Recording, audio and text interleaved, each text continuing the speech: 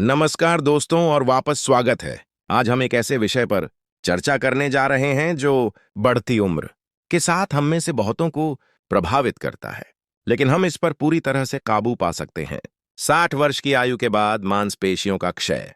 यह जीवन का एक स्वाभाविक हिस्सा है जिसे अक्सर सार्कोपेनिया कहा जाता है और यह निराशाजनक और अपरिहार्य गिरावट जैसा लग सकता है। लेकिन अगर मैं आपको बताऊं कि एक शक्तिशाली और सुलभ समाधान है जो मात्र 30 दिनों में महत्वपूर्ण बदलाव ला सकता है, तो कैसा रहेगा? दरअसल जैसे जैसे हम 60 वर्ष और उससे अधिक उम्र तक पहुंचते हैं, हमारे शरीर में बदलाव आते हैं, जिनमें से सबसे अधिक ध्यान देने योग्य है मांसपेशियों के द्रव्यमान और ताकत का धीरे धीरे कम होना। यह सिर्फ दिखने की बात नहीं है, यह हमारे ऊर्जा स्तर, हमारी गतिशीलता, रोजमर्रा के कार्यों को करने की हमारी क्षमता और यहां तक कि हमारी समग्र स्वतंत्रता को भी प्रभावित करता है। यह निराशाजनक लग सकता है, जिससे कई लोग सोचने लगते हैं कि क्या यही जीवन का हिस्सा है।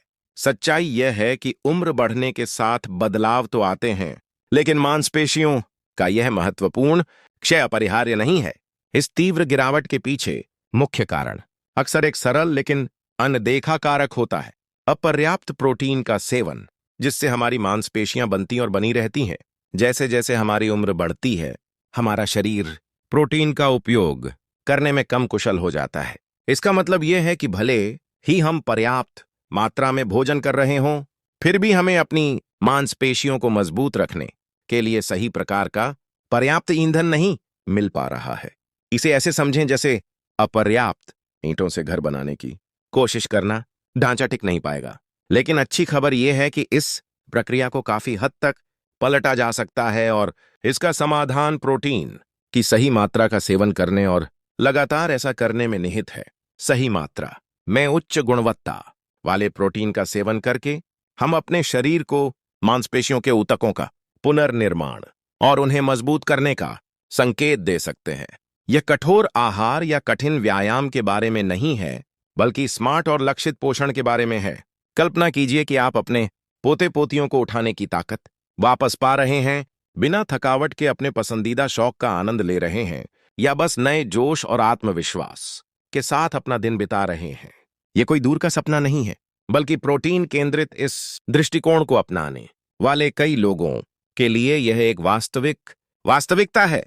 विज्ञान स्पष्ट रूप से कहता है कि प्रोटीन का सेवन बढ़ाना, विशेष रूप से दुबले मांस, मछली, अंडे, डेयरी और पौधों से प्राप्त प्रोटीन से बहुत फायदेमंद है। फलीदार सब्जियां और टोफू जैसे पौष्टिक विकल्प सार्कोपेनिया से काफी हद तक लड़ सकते हैं। इस उपाय की खूबी इसकी सुलभता है। इसके लिए महंगे सप्लीमेंट्स या जटिल आहार योजनाओं की आवश्यकता नहीं होती। यह हमारे भोजन में शामिल चीजों के बारे में सोच समझकर चुनाव करने से संबंधित है।